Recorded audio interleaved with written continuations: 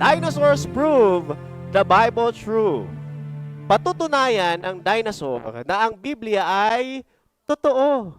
Okay, pasisimulan ko po sa isang artikulo. Ito po ay nailathala. Guardian.co.uk. Ayon po sa artikulong ito po ay nailathala taong 2009. Bago lang. Ang sabi po sa title, Dinosaur, tagpuin ang mga embahador ng evolusyon. Wow! Parang sinasabi po sa artikulong ito na patutunayan ng dinosaur ang evolusyon. Tuloy natin yung pagbabasa. Namatay ang mga dinosaur, 65 milyong taon na ang nakalipas. Lalong nahihiwagaan tayo sa kanila. At sang-ayon sa ika-200 taong anibersaryo ng kapanganakan ni Charles Darwin, ang mga dinosaur ay nararapat tanghalin na embahador ng evolusyon. Naniniwala po ba tayo sa evolusyon? Actually, ito yung karaniwang tinuturo sa paaralan, di ba? Nung ako po ay bata, meron po kaming aklat patungkol po sa evolusyon. Well, naniniwala po ba kayo na tayo po ay nanggaling sa malaking butiki? Kasi yun ang ibig sabihin ng dinosaur. Malaking butiki. O kaya naman, naniniwala kayo na ang pinanggalingan po natin ay unggoy? Sino ang gustong galing sa unggoy? Naniniwala po ba kayo? Ito po ba ay sang-ayon sa Biblia na tayong mga tao ay nanggaling po sa unggoy? Samantalang sinasabi po sa unang talata sa Biblia, Genesis 1:1, ang sabi po sa talatang ito, nang pasimula ay nilikha ng Diyos ang langit at ang lupa. Samantalang sinasalungat po sa Biblia ang turo po ng evolusyon. Alam niyo po, mahigit 100 taon na nang magpasimulang makipagdebate. Ano ba talaga ang totoo? Ang Biblia o ang evolusyon? Kung ang evolusyon po ay totoo, ibig sabihin nanggaling po tayo sa unggoy? Papayag ka ba na ang iyong ninuno ay galing po sa unggoy? Alam niyo po, sisikapin po nating sagutin itong mga katanungan. 3 lang. Una, saan ako nanggaling? Siyempre, ang evolusyon, ang sasabihin niya, galing ka sa unggoy. Bakit ako nandito? Saan ako papunta? Yung unang 2 tanong, kayang sagutin po yan ng evolusyon. Pero ang dulo, saan ako papunta? Naku, hindi po yan masasagot o kayang sagutin po ng evolusyon sapagkat wala po silang kasagutan kung saan po tayo papunta. Mga kaibigan, kung ang evolusyon po ay totoo, kung tayong lahat ng mga tao ay nanggaling po sa unggoy o galing tayo sa dinosaur, ang buhay ay walang kahulugan. Tama? Wala tayong kinabukasan. Wala tayong pag-asa. Kasi nga, ang mundo ay paikot-ikot lang. Parang natural lang, no? Parang proseso, kasi yun nga ang tinuturo po sa evolusyon.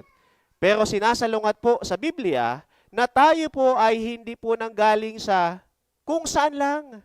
Tayo po ay nilikha. Merong pong nagdisenyo sa tao.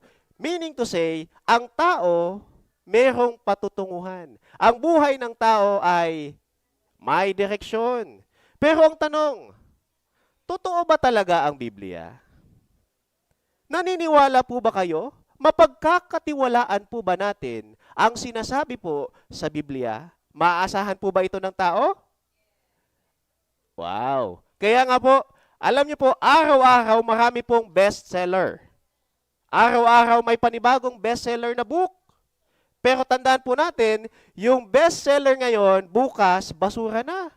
Bago ng bestseller na aklat. Pero tatandaan niyo po, ang Biblia, simula nang ito po ay nailathala, kailanman hindi po ito nagiging patapon.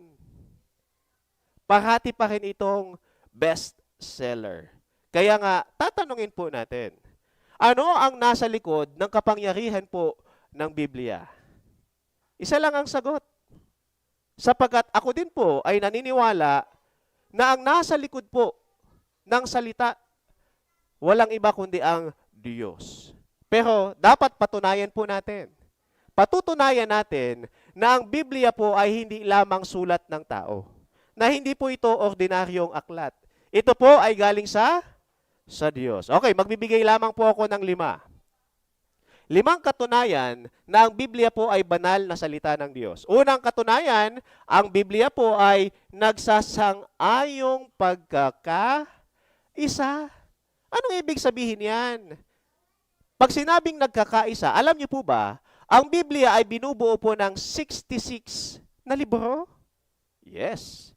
Kung bubuklatin niyo po ito po ay pinagsama-samang 66 na books. At hindi lang yon, ang nakakamangha po sa Biblia, iba-iba po ang manunulat.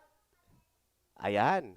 4 na po ang may akda ng Biblia. Hindi lamang po iisa ang nagsusulat. 40 katao. At ito po ay nanggaling sa 3 languages, 3 lingwahe. Meron tayong Aramaic, Hebrew at Greek. Yan po yung orihinal na wika po ng Biblia. At ang mga manunulat po ay nanggaling po sa iba't ibang kontinente. Wow! Nakakamangha, no? Magkakaiba yung may akda at pagkatapos sa loob ng 1,600 taon. Mga kaibigan, ang mga manunulat halos hindi po sila magkakasabay na nabuhay. Halimbawa na lang sa Lumang Tipan, iba yung nagsulat sa iba't ibang aklat, hindi po sila magkakasabay. Kaya nga ito ay nakakamangha. Kaya nga po, ang Biblia po ay talagang natatanging aklat at hindi po ito ordinaryo. Halimbawa na lang, kung tatanungin mo ang 40 katao na mga doktor kung paano nila lulunasan ang taong may sakit sa kanser, sa tingin niyo po ba, pare-pareho lang yung approach nila? Kapag siya ay nanggaling sa Africa, o kaya naman sa India, no? Parang malabo na magkakapareho yung kanilang approach kung paano yung best way nila na lunasin yung cancer. Pangalawa, ang katunayan po na ang Biblia po ay banal na salita ng Diyos sapagkat ito ay inaako ng Biblia na kinasihan ito ng Diyos. Alam niyo po, 3,000 mahigit mga talata sa Biblia ang nagsasabi na inaangkin ng Diyos na siya ang may likha ng Biblia. Babanggit lamang po tayo ng 2. Una, 2 Timoteo 3:16. Ito po ang sabi sa talatang ito, ang lahat ng mga kasulatan. Okay, ilan daw? Lahat na kinasihan ng Diyos ay mapapakinabang din naman sa pagtuturo, sa pagsansala, sa pagsaway, sa ikatututo na nasa katuwiran. Naniniwala po ba kayo na itong aklat